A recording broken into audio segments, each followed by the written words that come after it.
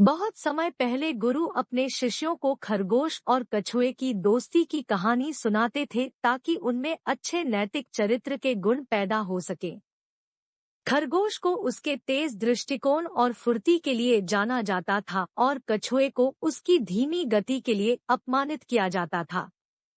कछुए की मानसिक शक्ति को बढ़ावा देने के लिए शिक्षक ने एक दौड़ की व्यवस्था की और दौड़ के परिणाम से कछुए को विजेता घोषित किया। कहानी का भावार्थ है कि धीमी और स्थिर गति से कार्यरत व्यक्ति की जीत होती है।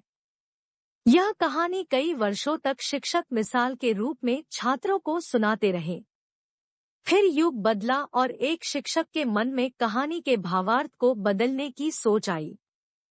कहानी के संशोधित संस्करण में खरगोश को उसके तेज स्वभाव और तेज समझ के कारण विजेता घोषित करने का निर्णय लिया गया। नई कहानी कई सालों तक खरगोश और कछुए की दौड़ में खरगोश को विजेता बनाती रही। फिर युग बदला, शिक्षकों की नई पीढ़ी ने कहानी को बदलने की सोची। अब दौड़ के नए परिणाम में खरगोश और कछुए दोनों को विजेता घोषित किया। कहानी के नए परिणाम के लिए आवश्यक था कि खरगोश और कछुआ दोनों एक ही समय में गोलपोस्ट पर पहुंच सके। शिक्षक ने बताया कि रास्ते में दौड़ते समय कछुए ने देखा कि खरगोश सो रहा है। उसने खरगोश को जगाया और दौड़ जारी रखने के लिए कहा।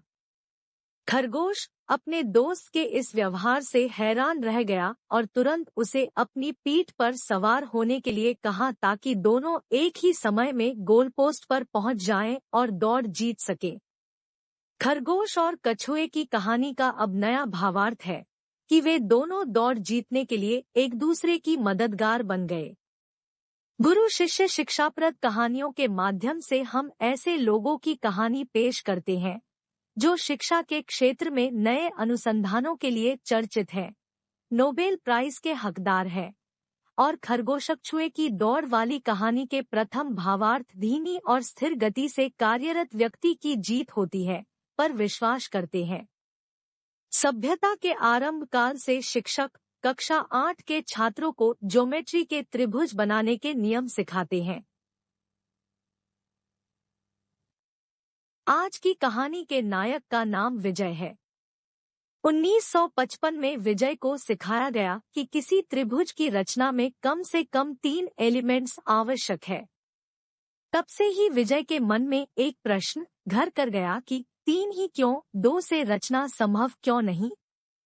समय बीतता गया, विजय ने शिक्षा के क्षेत्र में सिविल इंजीनियरिंग में मास्टर और डॉक्टर की डिग्री लेकर की सरकारी विभागों में नौकरी भी की, पर 1955 के ज्योमेट्री के प्रश्न के उत्तर की खोज से उसका ध्यान कभी नहीं हटा। फुर्सत में हमेशा वह प्रश्न के हल पर विचार करता था। जीवन के अंतिम पड़ाव में आते आते विजय को अपने प्रश्न का उत्तर तो मिल गया, किंतु देर बहुत हो गई थी।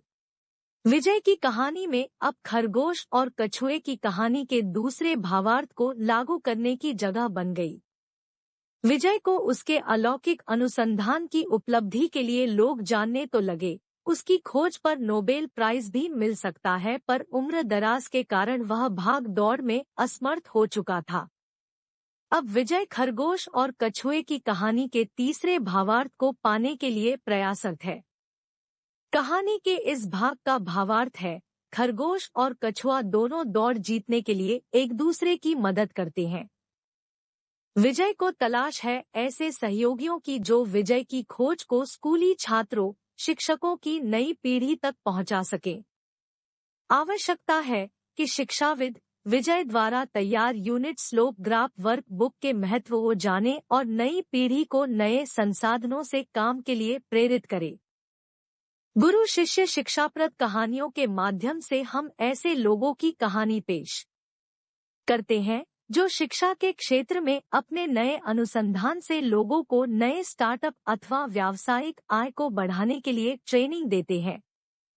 इच्छुक व्यक्ति बतौर एजेंट, क्षेत्र वितरकों, खुदरा दुकान विक्रेता, साझेदारी या फ्रेंचाइजी ले सकते हैं।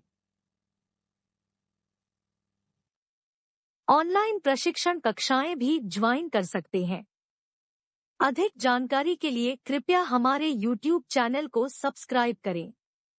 चैनल लिंक स्क्रीन पर अंकित है। जी-मेट foundation, Durg, Chhattisgarh. Phone 9755039605, WhatsApp 93402708। प्रदेश के जल संकट को दूर करने के लिए राष्ट्रीय महत्व की परियोजना जैसे जल जीवन मिशन छत्तीसगढ़ मॉडल जी-मेट फाउंडेशन द्वारा प्रस्तावित है। ईश्वर ने हमें आधा जल चक्र दिया है और पाइपलाइन नेटवर्क से पानी को नदी के उद्गम स्थल तक पंप की सहायता से पहुंचाकर जल चक्र को पूरा किया जा सकता है। रास्ते में उपयुक्त ऊंचाई पर विशाल समुद्री जल झील का निर्माण करके संग्रहित पानी से नमक निकालने के संयंत्र लगाए जाएंगे। नमक मुक्त पानी को राज्य में बहने वाली नदियों में छोड़ा जाएगा।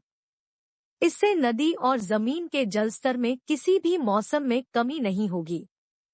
यह सोचने का विषय है कि करोड़ों लोगों को रोजगार देने वाली इस सोशल इंजीनियरिंग परियोजना को छत्तीसगढ़ सरकार ने अभी तक क्यों नहीं लागू किया है। श्री राहुल जी से अनुरोध है कि वे छत्तीसगढ़ राज्य को खुशहाल बनाने और करोड़ों लोगों को रोजगार देने वाली प्रस्तावित योजना को प्रदेश में लागू करवाएं, जिससे लोगों को रोजगार मिल सके। कृपया वीडियो को लाइक करें और चैनल को सब्सक्राइब करें।